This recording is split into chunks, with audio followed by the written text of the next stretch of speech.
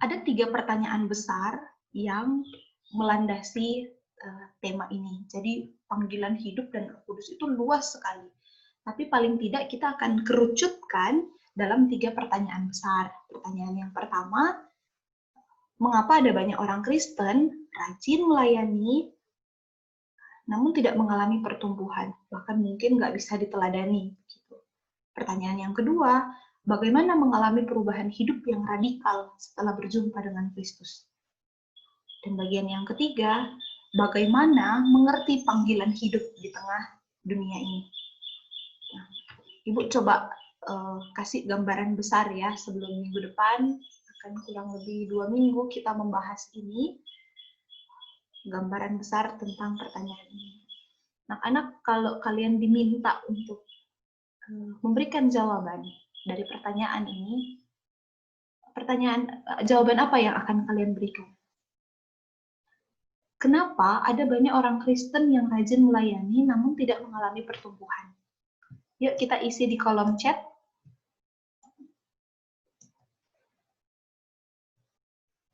Kenapa ada banyak orang Kristen yang rajin melayani namun tidak mengalami pertumbuhan? Ibu tunggu jawabannya di kolom chat ya.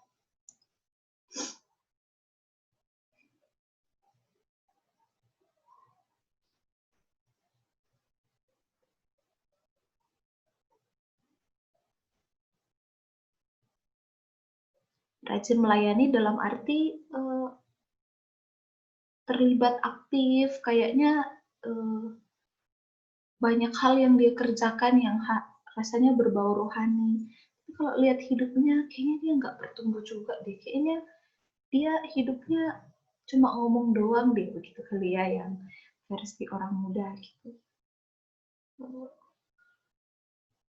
Iya, kata Tio, karena tujuannya untuk dapat persembahan. Karena pelayanan mereka bukan untuk Tuhan, tetapi untuk memuaskan diri.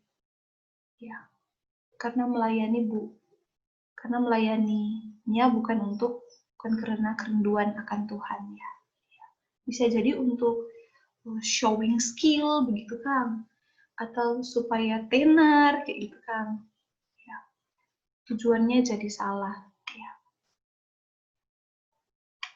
Karena ada yang salah dengan mindsetnya ya. Ya. Belum sepenuhnya untuk Tuhan, sekadar formalitas. Dan mungkin jadi pekerjaan ya, karena motivasinya salah, pemaknaan yang salah. Dan mungkin sekali kita sering menjumpai hal-hal yang seperti ini ya, atau jangan-jangan pertanyaan ini sedang menusuk tajam kepada kita. Jangan-jangan aku juga itu tuh. Tujuannya sebagai rutinitas, tanpa memaknai arti melakukan itu. Ini bahan devotion pagi ya. Bukan sepenuhnya bagi Tuhan, hanya untuk kepentingan diri. Ya, thank you ya. Kolose 2 ayat 7 bilang begini, hendaklah kamu berakar di dalam Dia, dibangun di atas Dia, bertambah teguh di dalam iman yang telah diajarkan kepadamu, dan hendaklah hatimu melimpah dengan syukur. Kekristenan yang sehat itu ditandai dengan 3 hal. Berakar, bertumbuh, berbuah. Kita nggak pernah bisa lihat akar ya. Seberapa dalam akarnya, kecuali kita cabut. Kalau kita cabut satu pohon, kalau keras sekali mau dicabut, berarti akarnya dalam ini. Tapi kalau nggak dicabut, kita nggak pernah bisa lihat seberapa dalam akarnya. Tapi kita bisa lihat seberapa dalam akarnya dengan melihat pertumbuhan dan buah yang dihasilkan. Dan ini adalah satu paket daripada pertumbuhan. Kenapa ada orang-orang yang rasanya penuh dengan kesibukan? Ini juga sering menjadi bahan refleksi Ibu. Penuh dengan kesibukan. Tapi pertanyaannya, apakah engkau menikmati Tuhan itu? Apakah engkau mengalami pertumbuhan yang semakin menikmati Dia? Atau jangan-jangan kita sudah melakukannya tanpa merasakan apa-apa begitu ya? Bahkan bisa jadi kita menggerutu dan mengeluh, capek kali aku, kayak gitu ya. Gak lagi menikmati kesibukan-kesibukan dan pelayanan demi pelayanan. Dan ini yang menjadi masalah. Jangan-jangan kesibukan itu tanpa akar, tidak sedang membawa kita semakin berakar, tidak membawa pertumbuhan, ya apalagi buah. Mungkin kelihatannya berbuah gitu ya, tapi kita yang paling tahu apakah kita sedang berbuah atau tidak. Dan buah seperti apa yang dihasilkan juga itu mempengaruhi ya. Banyak pelayanan, banyak aktif, tapi waktu orang lihat, kok kalau nggak di gereja kayak gitu hidupnya, kayak gitu ya. Jadi buah apa tuh yang dihasilkan? Ini bagian yang Ibu renung-renungkan, kurang lebih merangkum apa yang sudah kalian katakan ya. Motivasinya, tanpa benar-benar memaknainya, tujuannya yang keliru. Mungkin sekali itu karena akarnya tidak kokoh, sehingga tidak ada pertumbuhan dan tidak berbuah. Kalaupun berbuah, rasanya buahnya itu buah yang perlu dipertanyakan. Nah, itu essential question yang pertama. Padahal, Ibu mau minta satu orang untuk baca ya. Mau minta Bulan. Iya, Bu. Boleh baca Kolose 3 ayat 1 sampai 2?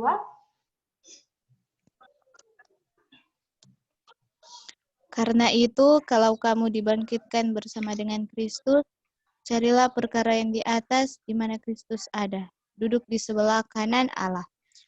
Pikirkanlah perkara yang di atas, bukan yang di bumi. Ya, terima kasih ya, Bulan. Kita percaya ya bahwa keselamatan itu Tuhan yang kasih. Kenapa ada orang percaya dan ada orang yang tidak percaya? Itu Tuhan yang kasih. Sehingga sebagai orang yang dipilih untuk diselamatkan, kita perlu berbelas kasihan kepada mereka yang belum menerima keselamatan. Itu topik quarter yang pertama.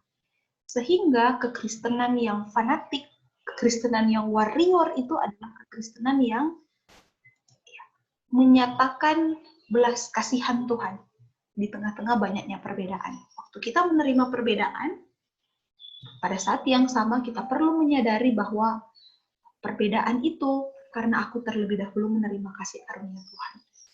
Dan waktu aku jadi orang Kristen yang fanatik, artinya bahwa aku perlu berbelas kasihan kepada mereka. Jadi ku terima perbedaan, tetapi harus ada bagian yang kita imani bahwa perbedaan ini adalah pemberian daripada Tuhan dan aku harus menjangkau penuh dengan belas kasihan. Karena kita itu cuma percaya karena kita menerima belas kasihan. Tapi anak-anak, setelah dibangkitkan bersama dengan Kristus, ada utang kita, ada respon kita. Apa itu?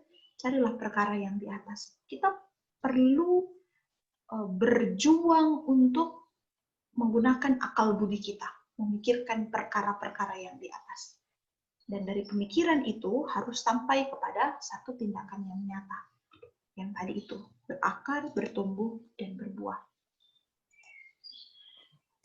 Ya.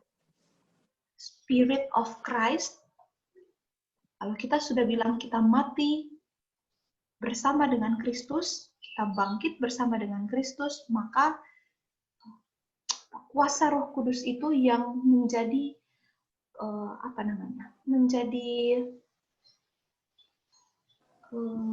istilahnya menjadi sumber kekuatan kita di dalam berjuang untuk memikirkan perkara-perkara yang di atas, berjuang untuk terus berakar di dalam Tuhan, untuk mengalami pertumbuhan, untuk supaya bisa mengalami perubahan hidup yang berbuah. Kita tidak sedang berjuang sendiri. Ada Spirit of Christ, ada kuasa Roh Kudus yang bekerja di dalamnya. Sehingga growing in Christ adalah tindakan bersama-sama. Aku merespon, Roh Kudus memperlengkapi. Aku merindukan Roh Kudus yang menuntun. Bahkan kerinduan itu pun datangnya daripada Tuhan. Ketika kita jadi ciptaan yang baru, kita perlu Kita jadi ciptaan yang baru, kita perlu mengusahakan diri untuk mengalami pertumbuhan. Tidak hanya sekedar mengusahakan pelayanan, tapi kita harus mengusahakan semakin hari semakin mengenal Tuhan. Bukan cuma sibuk dengan pekerjaan Tuhan, tetapi mengenal apa yang menjadi kehendak Tuhan. Boleh minta satu orang baca Kolose 3 ayat 5 sampai 10. Minta tolong Michael.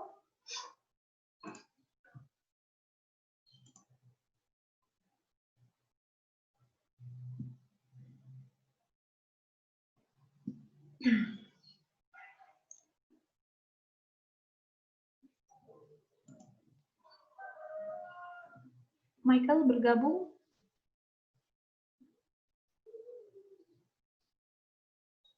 Oke, tidak ada jawabannya.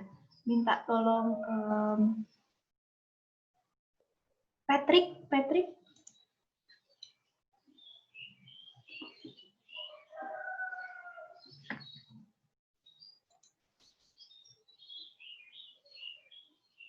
Oke.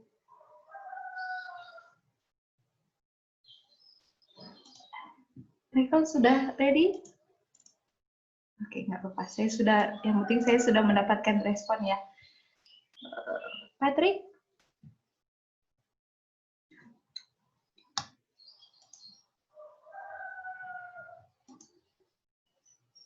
Oke, sudah ya. Michael boleh bacakan Kolose 3 ayat 5 sampai 10.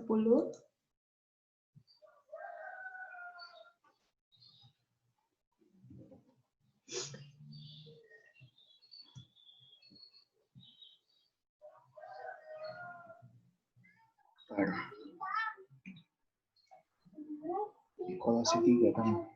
Sebentar ya, Bu. Kolose 3 ayat 5 sampai 10. Manusia baru.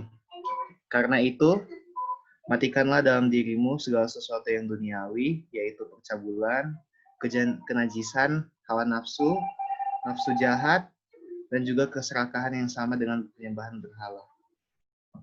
Ini sampai berapa? Semuanya itu mendatangkan murka Allah atas orang durhaka. Dahulu kamu juga melakukan hal-hal itu ketika kamu masih hidup di dalamnya. Tetapi sekarang buanglah semuanya itu, yaitu marah, geram, kejahatan, fitnah, dan kata-kata kotor yang keluar dari mulutmu. Jangan lagi kamu saling mendustai, karena kamu telah menanggalkan manusia lama serta kelakuannya, dan telah mengenakan manusia baru yang terus-menerus diperbaharui untuk memperoleh pengetahuan yang benar menurut gambar kaliknya. Oke, thank you. Kalau kamu pakai Alkitab buku, bisa juga sih Alkitab yang ini ya, yang elektronik, tandai di sana.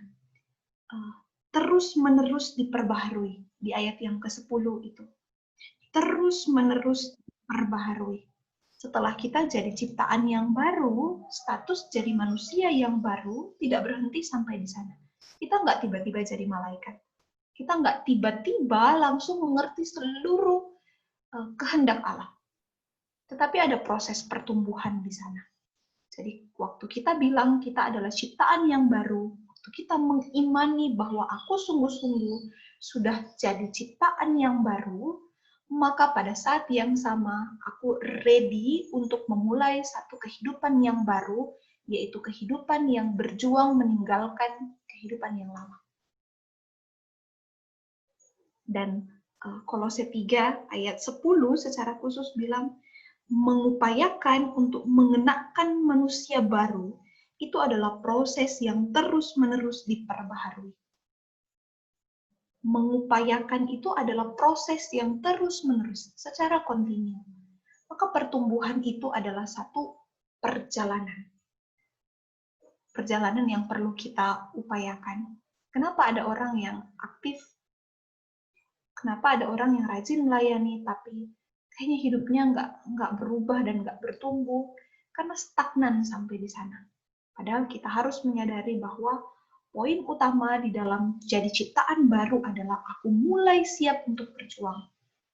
Mengupayakan diri terus-menerus diperbaharui. Jadi kalau kita suka bangga dengan apa yang sudah kita dapatkan hari ini, itu bukan karakter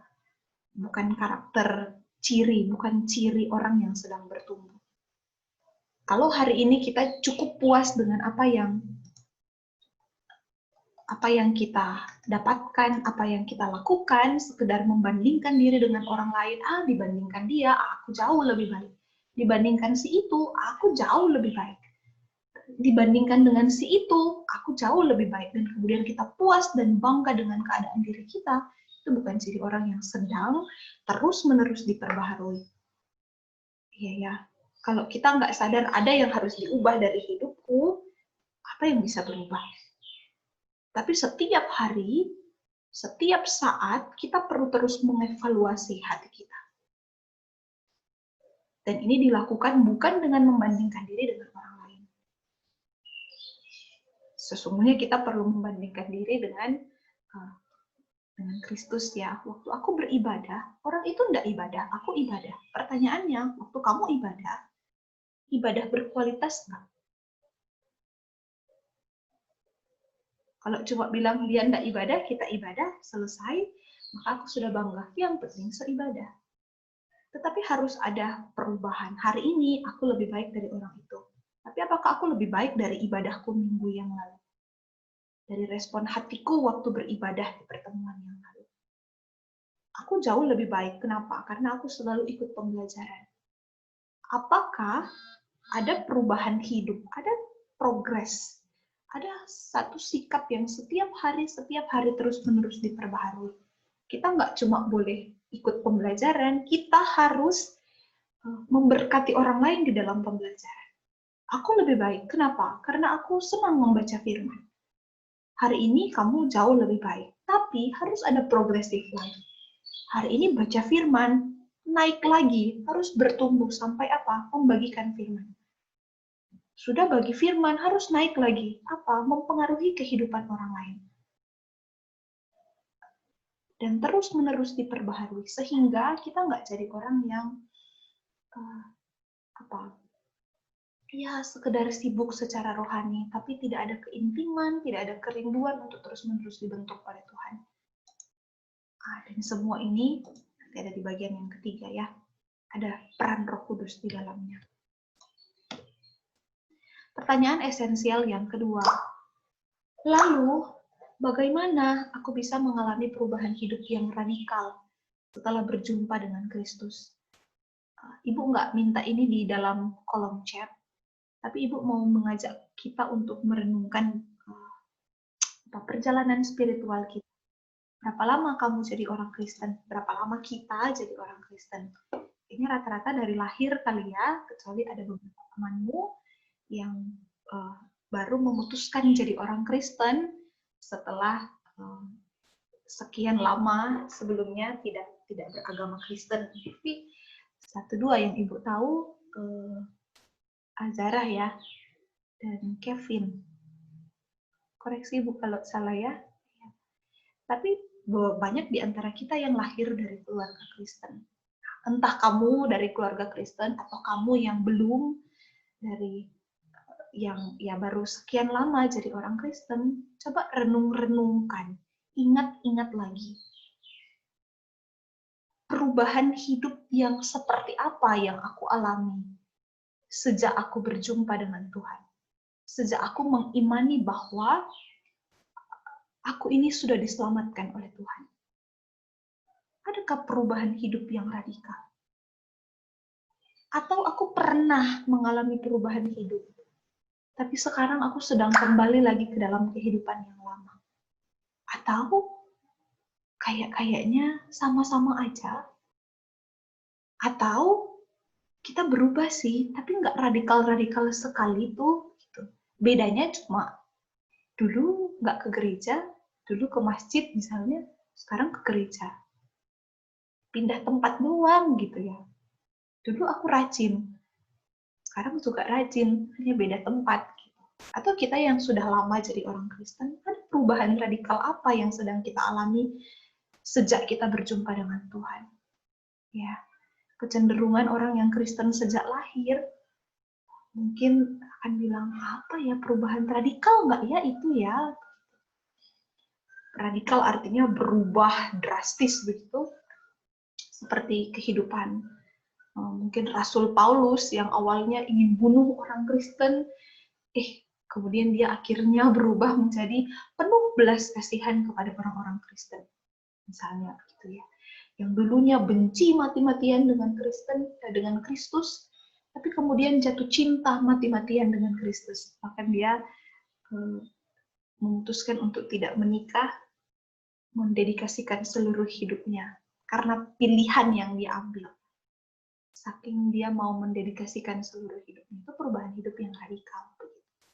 Nggak harus kayak Paulus sih, tapi adakah perubahan-perubahan hidup radikal yang lain yang engkau tinggalkan, yang engkau alami sejak berjumpa dengan Kristus? Kalau belum, kalau kayaknya tidak, pertanyaan ini cocok buat kita nih. Bagaimana sih supaya bisa mengalami kehidupan yang berubah? Bagaimana supaya aku mengalami kehidupan yang rasanya betul-betul terlihat jelas hidup di luar Kristus dan hidup di dalam Kristus? Nggak abu-abu, nggak samar-samar. Ibu minta ada satu siswa yang baca Galatia 5, kita ambil di ayat 1, ayat 5, dan ayat 16.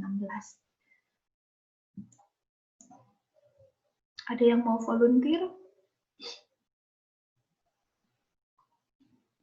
Kalau mau volunteer bisa nyalakan mikrofon dulu baru cari ayatnya ya.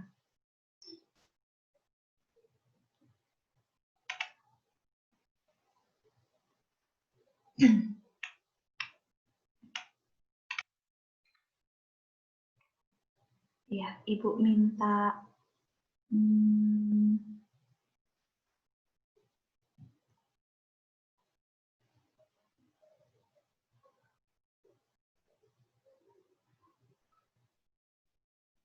Bless deh, Bless.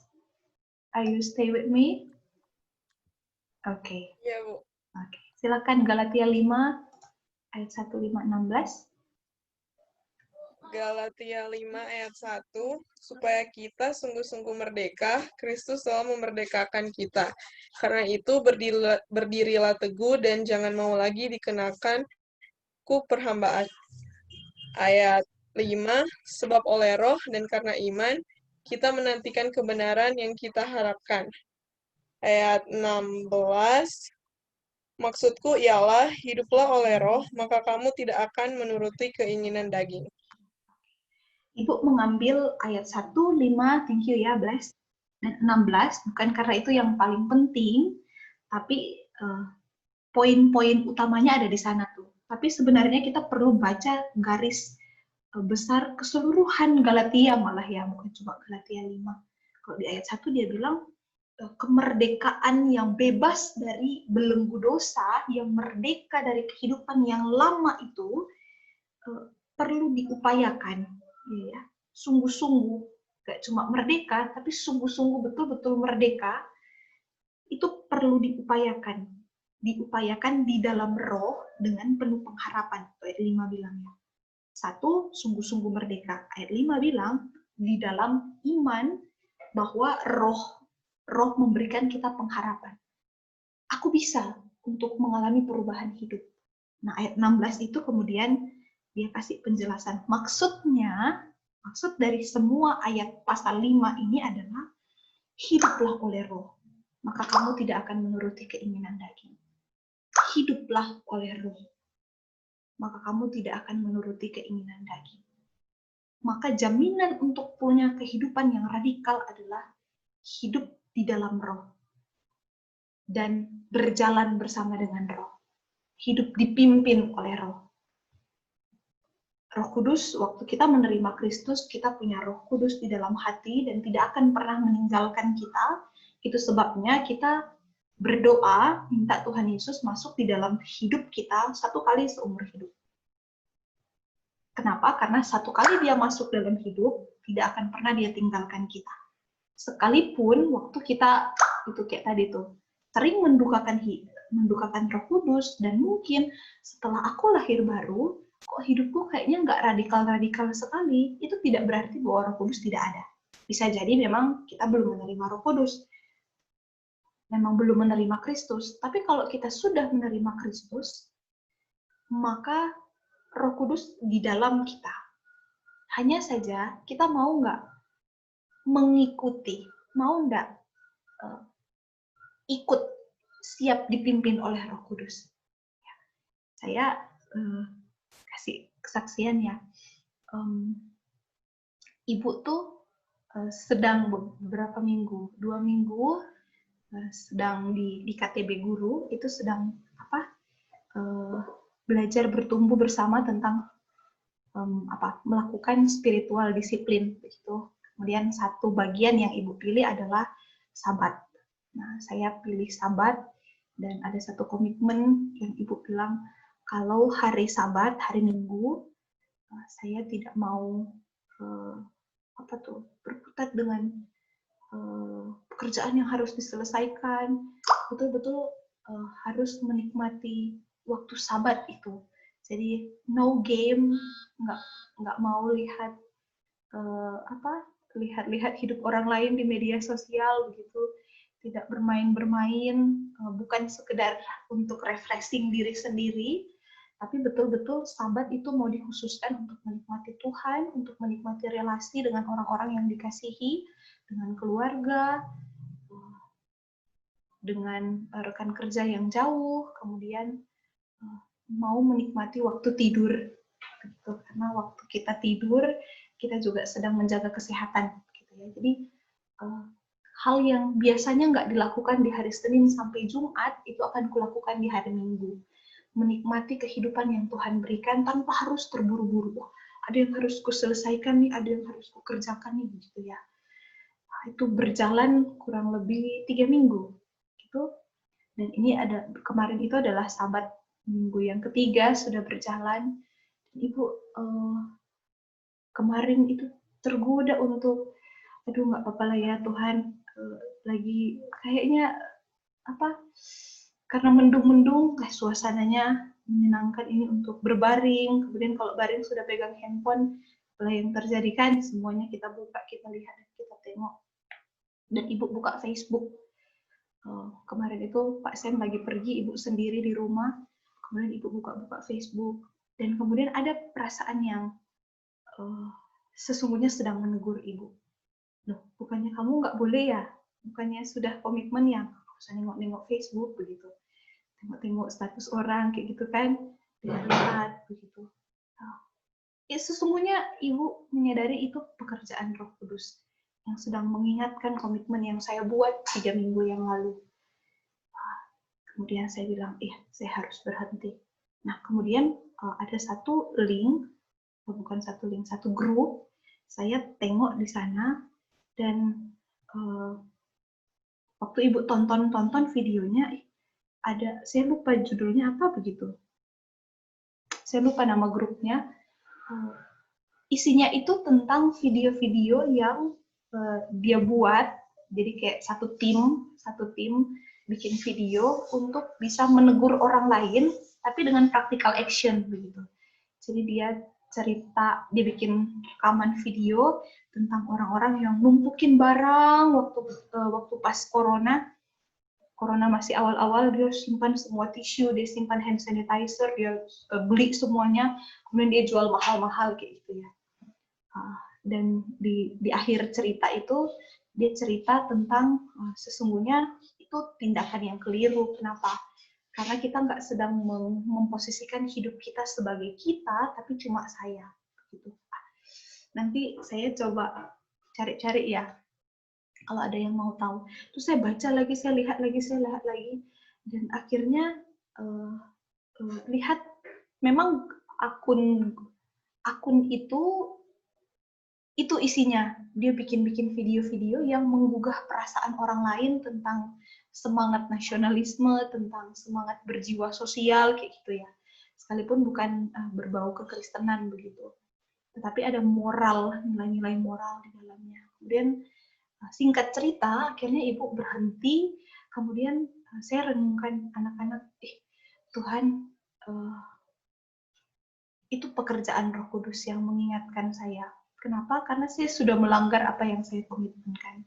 Dan kamu nggak perlu buka Facebook hari itu, tapi kamu sudah terlanjur buka, kamu melanggar apa yang sudah kamu komitmenkan. Tapi lihatlah bagaimana Roh Kudus itu kerja. Dia membawa kamu untuk merefleksikan hal yang baik. Saya bisa saja lihat banyak sekali lihat video, misalnya lihat status orang dan akhirnya merasa bersalah begitu ya. Kayaknya nggak faedah juga, nggak ada juga hal yang bermakna yang saya lihat gitu. Tapi hari itu, kemarin itu saya justru merasa terberkati, dan pada saat yang sama Ibu sadar bahwa itu pekerjaan Roh Kudus yang kembali mengingatkan di dalam komitmen yang kita buat, natur manusia saya seringkali membawa kepada kegagalan untuk melakukan komitmen. Tapi lihatlah bahwa kita nggak berjuang sendiri. Bahkan ketika aku sedang menuju kepada kegagalan, Roh Kudus itu sedang tarik aku, sedang backup, sedang pagari, supaya aku tidak terlalu jauh melangkah jatuh. Gitu. Dan akhirnya, satu pengalaman itu membawa Ibu kepada satu kesadaran bahwa iya, aku sedang betul-betul tidak berjalan sendiri. Dan mau Ibu saksikan cerita ini kepada anak-anak kelas 12 yang juga akan bergumul bersama-sama mengerti tentang pekerjaan Roh Kudus di dalam hidup kita. Dia nggak kelihatan, tapi akan terasa ketika Tuhan kasih kepekaan untuk mengerti kehendak Tuhan. Maka kalau kamu sedang, kadang anak-anak kelas besar itu takut membuat komitmen ya. Kenapa? Karena aku akan menggagalkannya. Ya, aku buat komitmen dan kamu akan menggagalkannya juga. Jadi malas banget lah buat komitmen. Kita tidak sedang berjalan sendiri. Kita berjalan bersama dengan Roh Kudus, dan Roh Kudus juga yang akan memampukan kita. Ketika komitmen itu sungguh-sungguh kita gumulkan di dalam Tuhan. Ya.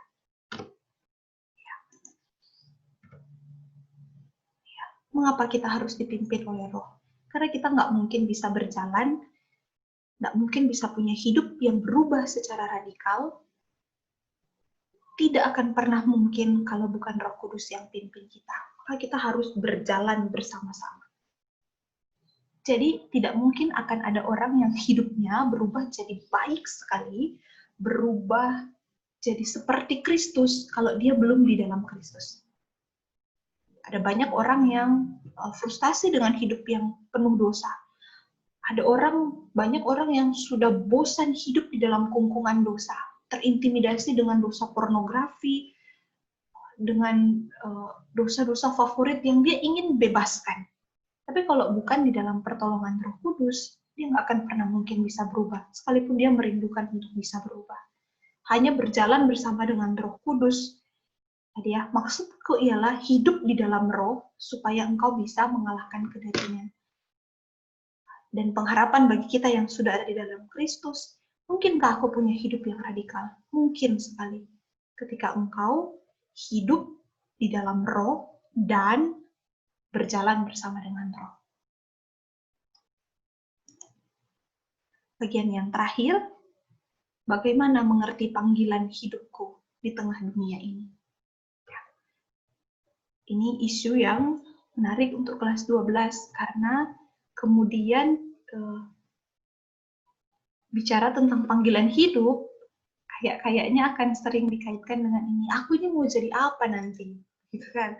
Pekerjaan apa yang sebenarnya akan aku kerjakan? Karena itu akan menyangkut jurusan apa yang akan aku ambil begitu ya.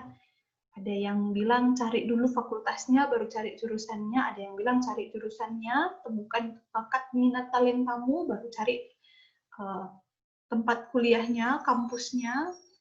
Dan ada banyak cerita di dalamnya ya. Ada peran mama dan papa di dalam, ada juga tes minat bakat, ada juga orang yang kayaknya nggak tahu juga aku ini mau masuk di mana, begitu. Usahakan aja lah semuanya ya.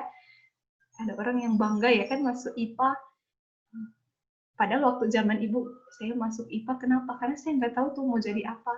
saya nggak tahu mau kuliah apa, saya nggak tahu potensi saya apa, masuk IPA aja lah, karena katanya masuk IPA bisa masuk kemana-mana kayak gitu ya. Kita dibuat kebingungan dengan pekerjaan apa yang sebenarnya akan aku ambil. Dan makin dekat ujian nasional, ini akan semakin panas nih. Apa yang menjadi landasan pekerjaan, jurusan, tempat berkuliah, masa depan, cita-cita yang kita harapkan? Apa landasannya? Gaji yang banyak? Prestis? Kebanggaan? Garansi kesuksesan? Kebanggaan, membanggakan orang tua? Apa yang jadi landasan kita untuk merancang-rancang? Mungkin kalian sudah ada tuh yang mulai kepikiran, saya akan jadi dokter, maka setelah ini saya akan tes di sini dan di situ. Terus saya mau coba yang beasiswa karena kayaknya orang tua saya membutuhkan pertolongan beasiswa supaya bisa kuliah, atau ada banyak alasan, ada banyak perencanaan, atau bisa jadi nak kamu sekarang sedang bingung juga mau jadi apa saya ini ya, pekerjaan apa yang akan saya kerjakan dan akan saya gumulkan. Semakin dewasa, Ibu semakin menyadari betapa mengerikannya kerja hanya sekedar untuk uang. Apalagi kalau dia bekerja di dalam pekerjaan-pekerjaan yang melibatkan masalah kemanusiaan, gitu ya. Ada banyak isu yang beredar, ada loh rumah sakit yang membohongi publik, menaikkan jumlah angka kematian karena COVID, supaya banyak, kan kalau orang meninggal karena COVID, biayanya ditanggung pemerintah, begitu ya. Supaya banyak keuntungan yang didapatkan, itu mengerikan sekali. Ada banyak orang yang kerja karena uang, kemudian menghilangkan sisi kemanusiaan. Dan kalau kita tidak berawas soal itu, kalau kita juga memikirkan pekerjaan karena salary yang kita dapatkan, kita nggak akan jauh-jauh dari orang-orang yang seperti itu. Tuh, Ibu bergumul sekali untuk karena saya sedang hamil, jadi banyak cari-cari dokter begitu yang mau betul-betul punya hati untuk melayani begitu, bukan cuma sekedar ya datang pasien berarti terima uang, selesai periksa, cek, selesai bayar dan selesai. Dan pengalaman beberapa bulan ini membawa saya untuk Tuhan, mengerikan sekali kalau anak-anak yang kudidik ini tidak mengerti panggilan hidupnya, kemudian dia bekerja. Maka dia akan sama saja dengan orang-orang yang selama ini aku jumpai. Yang cuma sekedar kerja supaya dapat uang, tidak melihat esensi yang lebih besar daripada pekerjaan itu. Maka berharap sekali kita akan mengerti apa sebenarnya yang menjadi panggilan Tuhan di dalam hidup kita, dan panggilan itu kemudian menjadi panggilan khusus yang akan kita kejar, yang akan menjadi pekerjaan dan pelayanan kita nantinya. Panggilan bukan cuma tentang pekerjaan, tapi pekerjaan itu bagian dari panggilan. Panggilan bukan tentang kamu kerja apa, tapi kerja apa kamu itu harus masuk menjadi bagian dari panggilan hidup. Panggilan kita itu sesungguhnya cuma satu. Kita telling His gospel, kita cerita tentang cerita Tuhan. Tapi di area mana, itu panggilan khusus yang akan kita gumulkan. Boleh minta satu orang baca Efesus 2 ayat 10? Minta Gideon. Efesus 2 ayat 10. Efesus 2 ayat 10. Karena kita ini buatan Allah, diciptakan dalam Kristus Yesus untuk melakukan pekerjaan baik yang dipersiapkan Allah sebelumnya. Ia mau supaya kita hidup di dalamnya. Ya, thank you, Gideon. Panggilan hidup itu cuma satu. Kita ngerti apa tujuan kita diciptakan, apa tujuan manusia diciptakan. Dan itu diejawantahkan, dispesifikkan, dibuat nyata melalui pekerjaan baik yang Tuhan sudah persiapkan sebelumnya. Jadi waktu kita tanya, aku ini mau kerja apa? Pertanyaan yang lebih penting yang harus dijawab adalah, Tuhan, pekerjaan baik apa yang Tuhan mau aku kerjakan yang sudah Engkau rancang sebelum dunia dijadikan? Diciptakan untuk melakukan pekerjaan baik. Aku ini dicipta untuk lakukan pekerjaan baik yang Tuhan sudah siapkan sebelumnya. Maka pertanyaan tentang pekerjaan ini berbicara tentang pekerjaan yang mau Tuhan percayakan untukku ini, pekerjaan yang mana? Tuhan panggil aku di ladang yang mana? Aku akan memberitakan tentang karya besar Tuhan di area yang mana? Jadi bukan cuma tentang pekerjaan mana yang dapat salary tinggi, pekerjaan mana yang bikin mama dan bapakku bangga, pekerjaan mana yang bikin nilai derajat keluargaku diangkat. Bukan cuma tentang itu. Mengerikan sekali ada banyak orang yang kerja, termasuk kalau dia mau jadi hamba Tuhan. Hamba Tuhan sekarang jadi pekerjaan kan, kamu terima gaji dari pekerjaan pelayanan, gaji yang rutin setiap bulan, layaknya PNS. Ada strata-stratanya. Berapa tahun melayani, kalau di gereja ibu kali ya, kalau gereja yang karismatik mungkin tergantung daripada persembahan. Tapi di gereja Gemim secara khusus, sudah ada gaji-gaji yang ditetapkan. Kalau kita nggak berhati-hati, bisa jadi. Bahkan pelayanan itu bisa jadi pekerjaan yang sekadar untuk dapat gaji. Aku melayani, aku dapat gaji. Makin banyak pelayanan, makin banyak gaji. Kalau kita nggak berhati-hati, memikirkan tentang pekerjaan baik yang Tuhan sudah siapkan sebelumnya. Nah,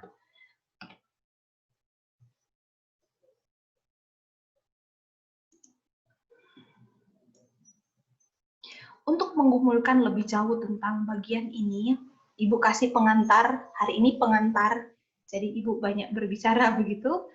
Tapi setelah ini, setelah 2 pekan, nanti kalian yang akan banyak menggali. Ibu nggak tahu panggilan hidup Kevin apa.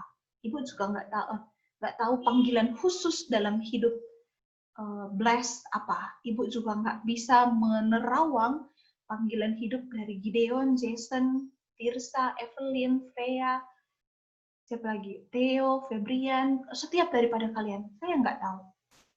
Yang Ibu tahu adalah Tuhan punya panggilan khusus bagi hidup kalian. Pembelajaran ini adalah sarana. Tetapi, untuk tahu panggilan khusus dalam hidup masing-masing kalian, itu pergumulan di hadapan Tuhan. Pergumulan bersama dengan Roh Kudus secara pribadi. Kalau cerita-cerita, sharing-sharing, mungkin Ibu bisa membantu. Tapi untuk tahu persis, nggak bisa. Itu hubungan pribadi dengan Tuhan. Maka sepanjang pembelajaran ini bergumulah sungguh-sungguh di hadapan Tuhan. Nah, di pertemuan ini kita sudah ada di sini ya, di pengantar topik, dan kemudian Ibu bagikan timeline. Ini timeline yang sudah saya bagikan. Kalau kamu terbiasa membuat list to do atau jurnal, silakan gunakan timeline ini untuk catat rencana-rencana, kapan aku akan sibuk-sibuk mengerjakan, apa yang harus aku lakukan sebelum pembelajaran, silakan dituliskan di jurnal atau booklet, jurnal harianmu hari ini, formatifnya kapan, sumatifnya kapan, silakan mulai dituliskan ya. Minggu depan kita akan masuk ke materi dulu tentang Roh Kudus dan panggilan hidup orang percaya. Nah, materi ini kita akan lakukan via Zoom juga. Di sana ada materi terbimbing dan tanya jawab, jadi akan ada diskusi-diskusi yang kita lakukan. Kemudian di minggu berikutnya akan ada materi tentang hidup yang diubahkan oleh Roh Kudus. kita mau lihat bagaimana kisah tokoh Alkitab yang hidupnya diubahkan oleh Tuhan ketika berjumpa secara pribadi dengan Tuhan. Di pertemuan ini juga kita lakukan secara online, nah, jadi lumayan banyak ya online. Bisa juga lakukan perencanaan, berarti minggu ini ada banyak nih kelas online, aku harus lebih hemat paket ya kalau kamu pakai paket data. Di sini kesempatan untuk bertanya jawab. Dan kemudian di tanggal 26 Oktober, ini adalah formatif yang pertama, kalian akan diminta untuk mengeksplorasi perubahan kehidupan satu tokoh Alkitab atau satu tokoh gereja. Jadi satu orang akan mencari, kayak apa tuh, kayak cari cerita biografi begitu ya, mengeksplorasi satu tokoh yang hidupnya itu berubah ketika dia berjumpa dengan Tuhan secara pribadi. Satu orang akan cari satu. Bisa satu tokoh Alkitab, bisa satu tokoh gereja. Tokoh gereja maksudnya tokoh-tokoh bapak-bapak gereja begitu ya, kayak Martin Luther, bisa Calvin, bisa siapa saja. Bisa juga pakai tokoh Alkitab. Ya, kita lihat betul-betul hidupnya itu berubah ketika dia berjumpa dengan Tuhan. Nah, ini bisa dipersiapkan sepanjang minggu berjalan. Ibu sudah kasih clue, jadi kamu bisa atur waktu supaya tidak terlalu terkendala banyak ya. Tidak kejar-kejaran dengan tugas yang lain. Nanti di tanggal 2 November, hasil eksplorasimu nanti di dalam bisa dieksplorasi dalam bentuk PowerPoint atau kasih poster karena kita visual kan.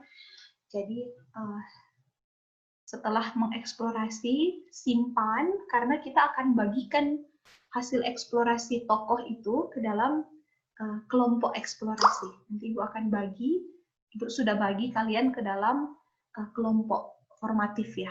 Jadi akan ada 6 kelompok, berarti masing-masing kelompok akan ada 5. Kita akan pakai Zoom meeting untuk bikin breakout rooms.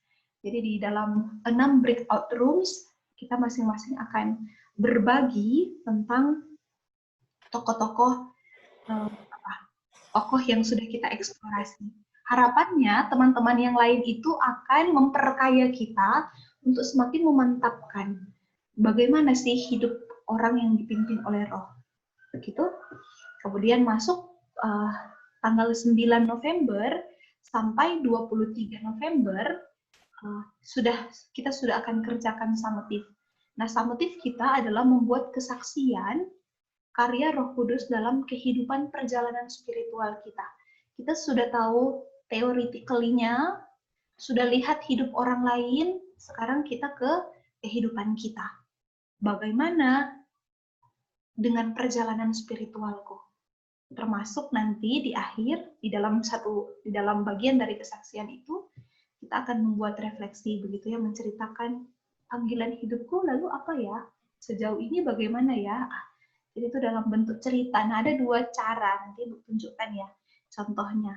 Ada 2 metode. Metode pertama, draw God's story within me, atau bisa juga cara yang kedua, share God's story within me. Draw God's story ini kayak draw my life. Kalau share God's story itu kayak video kesaksian saja. Nanti Ibu kasih tunjuk contohnya. Di 3 minggu mengerjakan ini, minggu pertamanya itu kamu akan diminta bikin garis besar. Karena harus ada template begitu ya sebelum bikin video. Apa nih yang harus aku lakukan? Apa yang harus aku katakan? Nah, itu template-nya. Garis besar perjalanan kehidupan spiritualnya. Dan refleksi mengenai panggilan hidup. Ini cerita yang bebas begitu, yang dikembalikan, disesuaikan dengan seberapa engkau mengenal dirimu. Nah, ini Ibu hitung sebagai formatif yang kedua. Setelah itu, tanggal 16 dan 23, kemudian bisa susun ini. Ini Ibu ralat ya. Draw my life ini. Draw God's story within me dan atau share God's story within me. Nah, mulai susun dan di tanggal 23 kita akan kumpul. Ya. Semoga Ibu belum melahirkan di tanggal ini, supaya Ibu masih sempat untuk mengoreksi ya. Kalaupun tidak sempat, akan ada guru pengganti yang menggantikan Ibu untuk mengoreksi. Semoga belum ya. Belum. masih sanggup untuk menonton video-video yang kalian buat. Nah, nanti tanggal 30 Desember ada Wisdom Lead to Action, Blessed to be Blessed. Jadi kita akan atur janji dengan satu teman sebelumnya, kemudian 1 jam itu kita akan sharing. Karena pasti semua anak kelas 12 akan bergumul tentang panggilan hidup. Nah, kamu diminta untuk pilih satu temanmu, satu teman untuk kamu sharing tentang apa yang sudah kamu dapatkan. Dan ini bebas caranya mau bagaimana, silahkan disesuaikan. Karena nanti dengan satu teman sebaya, sama-sama kelas 12, yang sama-sama sedang bergumul tentang panggilan hidup dan pekerjaan Roh Kudus. Nanti di akhir pertemuan, di culminating itu kayak celebration, ini sudah nanti akan Ibu sepertinya akan digantikan oleh guru yang lain. Nanti kita mengakhiri kelas dengan sharing seluruh rangkaian pelajaran ini, men-sharingkan apa yang sudah kita kerjakan selama 1 kuarter ini di kelas besar. Nah, terakhir ini kita akan foto ya, foto bersama-sama di perjalanan 1 kuarter kita. Sampai sini adakah yang mau ditanyakan?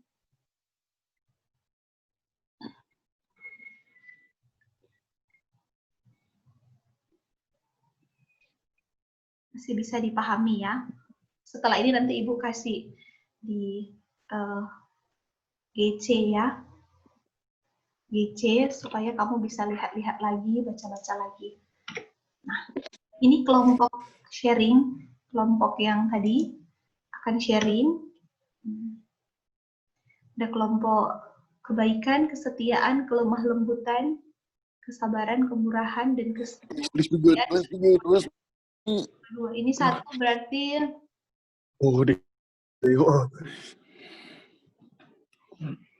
ini kelompok kasih berarti. Ya, ada pertanyaan, Sandy? Aduh, enggak Ibu. Oh ya, enggak. Atau yang tadi ya? Sabar lihat DP kelompok. Iya, ini kelompok nanti akan sharing. Jadi hasil eksplorasinya Jason akan di-sharingkan kepada 5 temannya. Kemudian teman-teman ini yang akan melakukan penilaian formatif 1. Ya, Ibu sudah sediakan rubrik. Kemudian, jadi kita nggak akan dengar semua teman-teman punya ya, karena keterbatasan hanya dengan kelompok ini saja. Nah, Ibu akan tunjuk PIC. PIC di setiap kelompok ini adalah Andro, Vio, Jason, Azahra, Patrick, dan Junia. Orang pertama itu adalah PIC. PIC maksudnya yang akan menuntun jalannya diskusi. Itu ya. Bu, Ya. mau bertanya. Patrick sudah di kebaikan dan kemuliaan. Berarti ada yang tidak ada namanya, Di? Siapakah yang tidak tercatat namanya? Dinda, oke. Dinda ya, Patrick. Oke. Kalau gitu, Dinda akan Patrick di Andro. Patrick, Dinda masuk kelompok kebaikan ya? Dinda di kebaikan, kemudian Patrick di kemurahan. Ya. Oke. Jadi Dinda di kebaikan, nanti Patrick di kemurahan. Iya. Nah, Ibu mau kasih rubrik. Ini rubriknya dibaca dulu kali ya, nanti baru ada pertanyaan boleh ditanyakan ke PIC. Atau bisa ditanya langsung juga boleh. Ini rubrik formatif 1, yang bikin itu tuh, yang bikin cerita satu tokoh. Ya. Kemudian ini formatif 2, ini yang template atau garis besar. Oke. Nanti pasti semakin dekat akan semakin tapi kamu bisa tanya kapan saja ya. Nah, ini contoh draw God story within me. Saya This is my story. Hampir 13 tahun sekolah, dan baru 3 tahun belakangan ini saya tahu apa itu sekolah. Flashback ke masa SMP dulu, saya seorang yang punya cita-cita, tapi jujur, saat kecil motivasi saya untuk belajar. Saat itu saya yakin kalau saya dapat mencapai cita-cita dengan mudah. Maka mulailah saya merancang masa depan saya sendiri. Lulus SMP, masuk SMK keperawatan, kuliah, kemudian bekerja. Singkat cerita, situasi belajar yang tidak mendukung semakin membuat saya tidak peduli. Dan titik terparah adalah ketika saya menerima bantuan dalam UN SMP. Saya lulus sebagai salah satu lulusan terbaik sekolah, dan itu benar-benar membuat saya menikmati awan-awan yang saya bangun. Sampai tidak sadar kalau ternyata saya terjebak dalam zona nyaman. 21 Juni 2013, hal yang sangat jauh dari rancangan terjadi. Bukan karena saya berubah pikiran, tapi karena saya mendapat kesempatan untuk masuk ke sekolah yang bisa dibilang unexpected bagi saya. Sekolah Dian Harapan Manado. Siapa sangka kalau yang menyodorkan peluang adalah pendirinya langsung, Mr. James Riyadi. Selama kurang lebih 1 bulan, perlahan awan-awan sejuk yang saya bangun menghilang. Mulai saya menyadari bahwa saya kosong dan tidak tahu apa-apa ketika tes sekolah. Tentu bukan karena pengetahuan saya, tapi hanya karena kasih karunia kemudian saya diterima di SDH. This is not the end, guys. MOS atau masa orientasi sekolah adalah pengalaman tak terlupakan dalam hidup saya. Inilah saat dimana awan sejuk saya benar-benar hilang. Di saat yang lain datang dengan seragam kotak-kotak lengkap ala SDH, saya datang dengan seragam putih biru SMP yang seharusnya tidak lagi saya kenakan. Waktu berjalan, saya menjadi siswa SDH kelas 10B yang paling antisosial. Inilah masa terpuruk di mana saya jatuh dari awan-awan, menjadi asing dan kerdil karena merasa tidak bisa apapun dibanding teman-teman kelas. Bahkan saya sempat membuat sebuah kalender 100 hari untuk melihat apakah saya bertahan atau menyerah.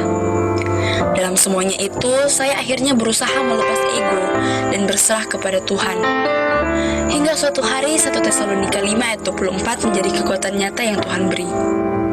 Perlahan saya mulai berani berekspresi dan bergaul lewat teman-teman yang bak proton memberi saya motivasi untuk tidak tinggal diam dalam keterpurukan.